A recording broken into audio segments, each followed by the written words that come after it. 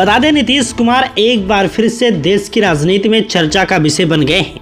कभी कहा जा रहा था कि नीतीश की राजनीति अब खत्म हो चुकी है, लेकिन जब लोकसभा चुनाव के नतीजे आए तो किंग मेकर बनकर उभरे हैं।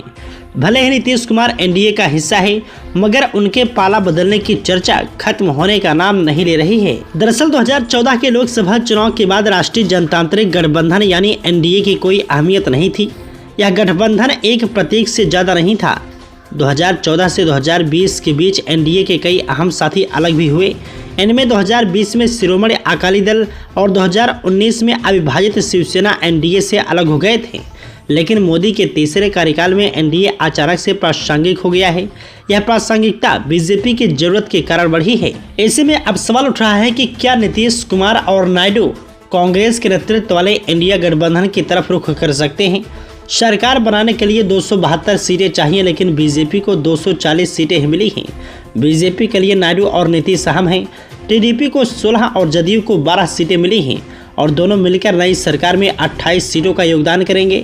नीतीश कुमार और नायडू की पार्टी ने खुलकर कहा है कि वो एनडीए के साथ हैं, लेकिन कहा यह भी जा रहा है कि दोनों एनडीए में बेहतर डील और अपनी शर्तों पर रहेंगे।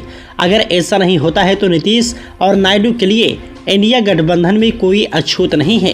कांग्रेस ने भी नीतीश और नायडू के लिए अपना दरवाजा खुला रखा है।